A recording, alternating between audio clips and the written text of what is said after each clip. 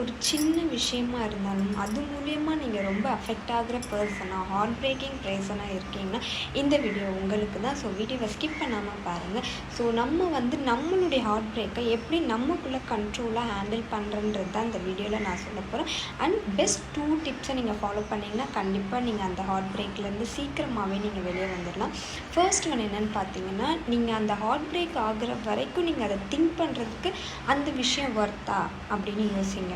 First of all நம்ம வந்து ஒரு சில விஷயத்துக்குமே நம்ம டக்குனுமே உடஞ்சி போகிற ஆளாக இருந்தோம்னா அந்த விஷயம் வந்து நம்மளுக்கு ஒர்த்தானதான்னு ஃபஸ்ட்டு யோசிக்கணும். அதை நீங்கள் முழுமையாக யோசித்தாலே நம்மளுக்கு அந்த மாதிரி ஒரு பிரச்சனை வராது. செகண்ட் ஒன் என்னென்னு பார்த்தீங்கன்னா, நம்மளை கஷ்டப்படுத்துகிற எந்த ஞாபகமே நமக்கு தேவையில்லை. So because life is very short. இங்கே இருக்கிற தூசி அளவோடைய ரொம்பவே சின்னது தான் நம்மளுடைய லைஃப் சர்க்கிள். ஸோ அந்த லைஃப் சர்க்கிளில் நம்ம ஸ்ட்ரெஸ், டிப்ரெஷன், ஹார்ட் பிரேக் எல்லாத்தையும் நம்ம கொண்டு போயிட்டோம்னா நம்ம லைஃப்பை நம்ம என்ஜாய் பண்ணவே முடியாது. ஸோ இந்த மாதிரி விஷயத்தெல்லாம் நம்ம ரெகுலராக நம்ம எப்பப்போ உடஞ்சி போகிறோமோ அந்த டைம் இதை நம்ம ஃபாலோ பண்ணோன்னா நம்ம அதிலேருந்து சீக்கிரமாகவே ரிலீஃப் ஆகிடலாம். தேங்க்யூ.